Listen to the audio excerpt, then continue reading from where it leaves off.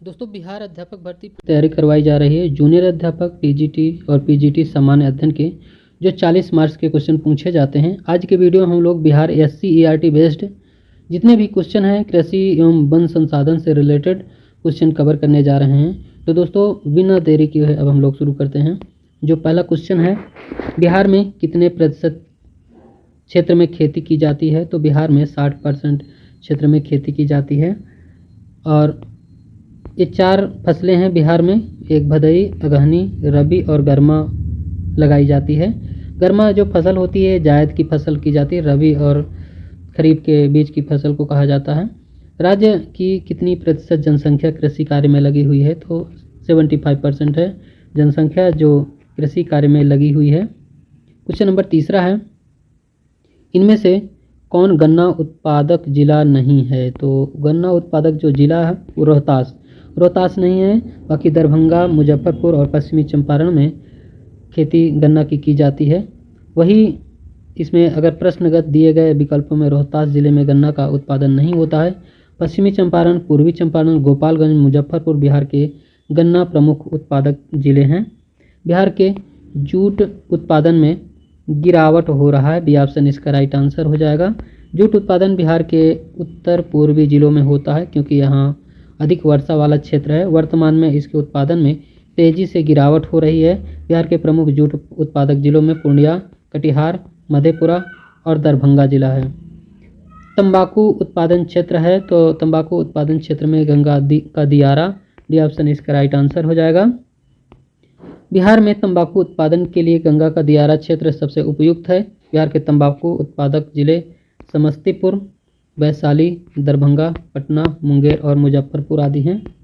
कोसी नदी घाटी परियोजना का आरंभ हुआ है 1955 में हुआ है। यह परियोजना नेपाल सरकार, भारत सरकार तथा बिहार राज्य की सामूहिक प्रयास का फल है। इसका मुख्य उद्देश्य नदी के बदलते मार्ग को रोकना है। क्वेश्चन नंबर 7वां है, गंडक परियोजना का निर्माण किस स्थान पर हुआ है? तो ये हुआ है वाल्मीकि नगर, बी ऑप्शन इसका राइट आंसर हो जाएगा। गंडक नदी परियोजना उत्तर प्रदेश बिहार की संयुक्त परियोजना है जो भारत नेपाल के सहयोग से वाल्मीकि नगर के पास शुरू की गई। इस परियोजना द्वारा बिजली, सिंचाई, जल की आपूर्ति नेपाल को भी की जाती है। क्वेश्चन नंबर 8वां है, निम्नलिखित में से नहर प्रणालियों में किससे बिहार के क्षेत्र में सिंचाई होती है? तो त्रिवेणी नहर, बी ऑप्शन इसका राइट आंसर हो जाएगा। प्रश्नगत दी गई नहर प्रणालियों में त्रिवेणी नहर प्रणाली द्वारा बिहार के क्षेत्र में सिंचाई की जाती है। त्रिवेणी नहर गंडक नदी से निकाली गई है, जिसे पूर्वी एवं पश्चिमी चंपारण जिले लाभान्वित होते हैं। क्वेश्चन नंबर 9वां है, बिहार में कुल कितने अधिसूचित क्षेत्रों में वन का विस्तार है? तो इसमें 7381 वर्ग किलोमीटर क्षेत्र है। कुशेश्वर स्थान किस जिले में स्थित है? तो कुशेश्वर स्थान ये दरभंगा जिले में स्थित है, बी ऑप्शन इसका राइट आंसर हो जाएगा। दरभंगा में कुशेश्वर वन्य जीव संरक्षण प्रसिद्ध है।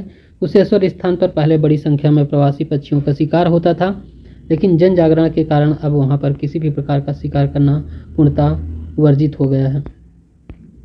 कांवर झील स्थित है, तो कांवर झील स्थित है बेगूसराय जिले में, सी ऑप्शन इसका राइट आंसर हो जाएगा। कांवर झील बिहार के बेगूसराय जिले में स्थित है। कांवर झील प्रवासी पक्षियों का प्रमुख पड़ाव है। प्रसिद्ध पक्षी वैज्ञानिक डॉक्टर सलीम अली ने इसे पक्षियों का स्वर्ग भी कहा है। संजय गांधी जैविक उद्यान किस नगर में स्थित है? तो यह स्थित है पटना में।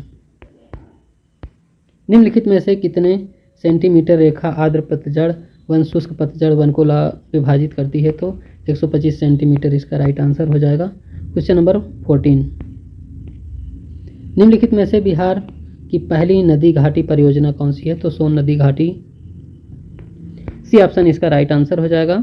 इसका विकास ब्रिटिश सरकार ने 1874 ईस्वी में सिंचाई के लिए किया था। निम्नलिखित में से किस फसल को अगहनी फसल कहा जाता है? तो अगहनी फसल में आता है खरीफ की फसल, बी ऑप्शन इसका राइट आंसर हो जाएगा। दोस्तों, खनिज एवं ऊर्जा संसाधन से रिलेटेड जितने भी क्वेश्चन हैं उसको भी हम इसी वीडियो में कवर कर लेते हैं। इसमें पहला क्वेश्चन है, बिहार में खनिज तेल मिलने की संभावनाएं हैं? तो गंगा के द्रोणी क्षेत्र में, डी ऑप्शन इसका राइट आंसर हो जाएगा।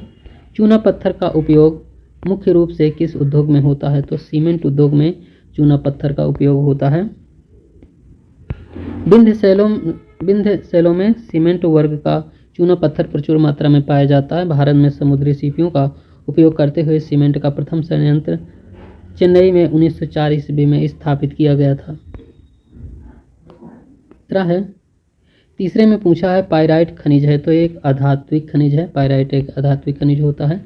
पाइराइट अधात्विक खनिज बिहार एकमात्र ऐसा राज्य है जहां पाइराइट का उचित भंडार है। पाइराइट गंधक का स्रोत होता है। इसका उपयोग पेट्रोलियम, ठोस ईंधन, ठोस रबर, चीनी बनाने, उर्वरक उद्योग में किया जाता है। बिहार में पाए जाने वाले खनिजों को 2 वर्गों में विभाजित किया गया है, बांटा गया है, एक धात्विक, एक अधात्विक। धात्विक खनिज के अंतर्गत बॉक्साइट, मैग्नेटाइट, सोना को सम्मिलित किया गया है, जबकि अधात्विक खनिजों के अंतर्गत चूना पत्थर, आब्रक, पाइराइट, डोलोमाइट, फेल्सपर, सोरा जैसी खनिजों को सम्मिलित किया गया है।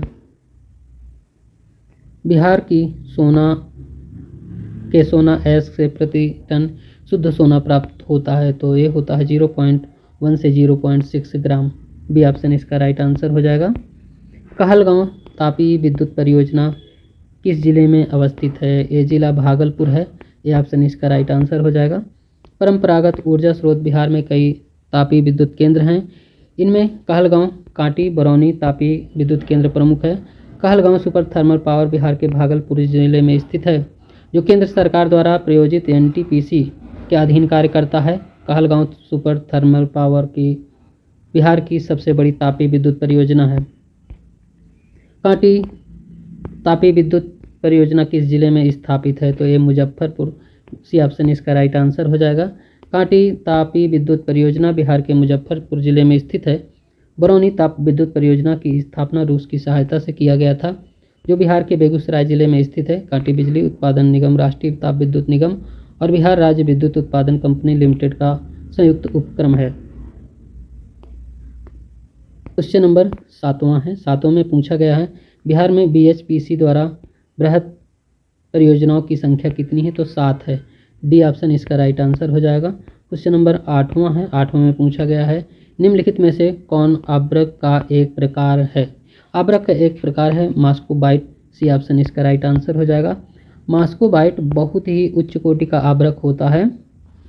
इसे बंगाल रूबी के नाम से भी जाना जाता है। यह लाल रंग का होता है और इसकी परतें बहुत मोटी होती हैं, जो 15 से 30 सेंटीमीटर लंबी, 8 से 10 सेंटीमीटर चौड़ी। आब्रक को मुख्य रूप से 3 प्रकार में बांटा गया है।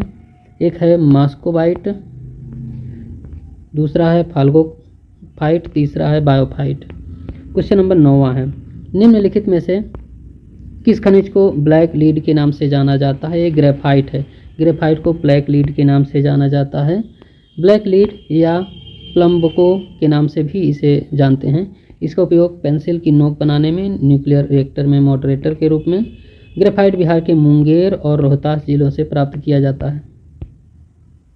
बिहार राज्य विद्युत निगम की स्थापना किस वर्ष हुई थी? तो 1982 ईस्वी में विद्युत निगम की स्थापना हुई थी।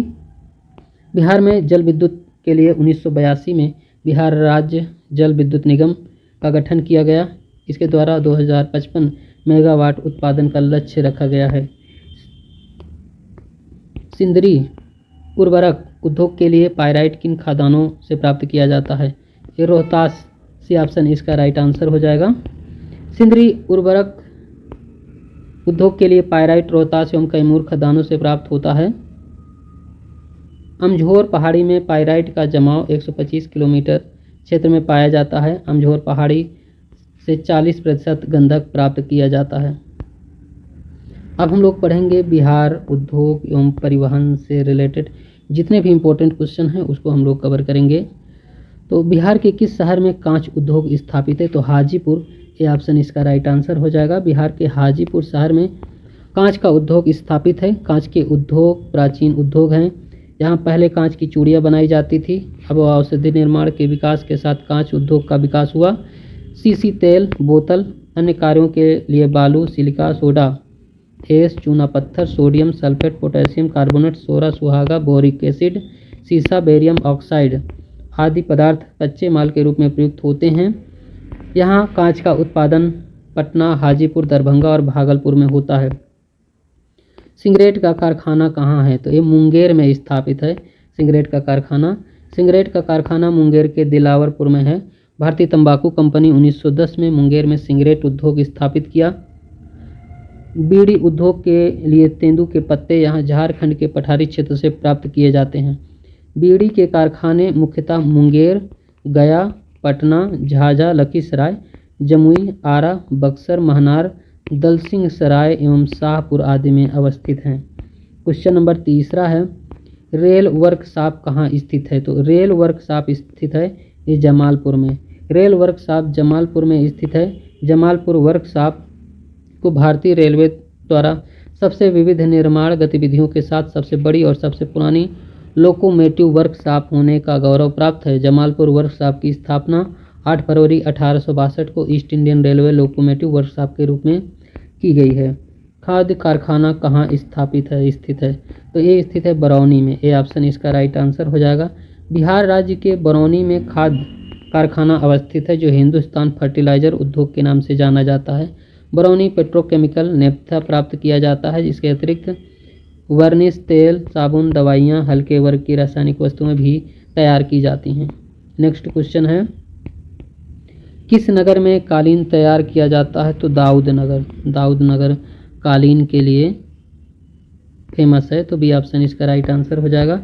औरंगाबाद जिले के ओबरा एवं दाऊद नगर में कालीन तैयार होता है। वस्त्र उद्योग बिहार का एक प्राचीन उद्योग है। इस उद्योग में एक विशेष समुदाय की भागीदारी रही। बिहार में सूती, रेशम, ऊनी वस्त्र तैयार किया जाता है। क्वेश्चन नंबर 6वां है, ठाकुर पेपर मिल किस जिला में स्थापित है? तो ये समस्तीपुर में है स्थित है। समस्तीपुर जिले में अशोक पेपर मिल डालमिया नगर में स्थापित है। अच्छा, ठाकुर पेपर मिल समस्तीपुर जिले में स्थापित है और अशोक पेपर मिल डालमिया नगर में स्थापित है। छोटे कागज के कारखाने बरौनी और पटना में स्थापित है। लाख के कीड़े पलाश, बेर, कुसुम आदि के वृक्षों पर विशेष रूप से पनपते हैं। बिहार की पहली रेल लाइन थी, तो ये बिहार की पहली रेल लाइन थी ईस्ट इंडिया रेल मार्ग।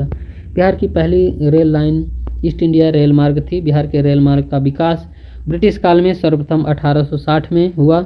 इसे मुख्यतः सुरक्षा प्रशासनिक कार्य के लिए बनाया गया था। इसे पटना का संपर्क पश्चिम एवं पूर्वी भारत से स्थापित हो गया। पटना हवाई अड्डा का क्या नाम है? तो ये जयप्रकाश अंतर्राष्ट्रीय हवाई अड्डा पटना हवाई अड्डा का नाम है। ग्रांड ट्रंक रोड का राष्ट्रीय राजमार्ग संख्या बताना है, तो 1 और 2 बी ऑप्शन इसका राइट आंसर हो जाएगा। बिहार में रेल परिवहन का शुभारंभ कब से माना जाता है? ये माना जाता है 1860 से। बिहार में रेल परिवहन का शुभारंभ 1860 से माना जाता है। अप्रैल 1853 में भारत की पहली ट्रेन चली। 17 अप्रैल 1874 को उत्तर बिहार में तिरहुत स्टेट रेलवे की पहली रेल ट्रेन वाजिदपुर से दरभंगा के लिए चली थी। मध्य पूर्व रेलवे का मुख्यालय कहाँ है? तो ये हाजीपुर में है। ये ऑप्शन इसका राइट आंसर हो जाएगा। बिहार की सीमा रेल मार्ग की कुल लंबाई बताना है, तो 5717 किलोमीटर है। बिहार में रज्जू मार्ग कहाँ स्थापित होते? राजगीर। ये ऑप्शन इसका राइट आंसर हो जाएगा। रज्जू मार्ग मतलब रोपवे राजगीर में है। रज्जू मार्ग का उपयोग पर्वतीय दुर्गम स्थानों के लिए होता है। बिहार में राजगीर गिद्धकूट पर्वत पर बौद्ध शांति स्तूप पर जाने के लिए रज्जू मार्ग का विकास किया गया है। मंदार हिल किस जिले में स्थित है? ये बांका जिला में स्थित है। यह जैनियों के लिए प्रसिद्ध तीर्थ स्थल है। मंदार हिल भागलपुर शहर से 50 किलोमीटर दूर स्थित 800 फीट ऊंचे ग्रेनाइट पहाड़ का एक मनोरम दृश्य है। नंबर 15वां है। 15वें में है, राष्ट्रीय पोत संस्थान पटना के किस घाट में स्थित है? तो महेंद्रू घाट है। ये ऑप्शन इसका राइट आंसर हो जाएगा।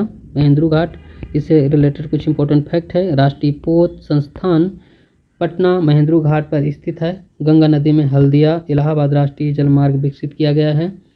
दक्षिण बिहार की सोन नदी से निकाली गई नहरों को परिवहनी बनाया गया है। नहरों से परिवहन के लिए योजनाओं का कार्य चल रहा है। दोस्तों, जो नेक्स्ट हमारा वीडियो होगा बिहार जनसंख्या एवं शहरीकरण नगरीकरण, तो ये हमारा नेक्स्ट वीडियो में हम आपको प्रोवाइड करेंगे। तो दोस्तों, आज का वीडियो यहीं तक। पूरा वीडियो देखने के लिए बहुत बहुत धन्यवाद।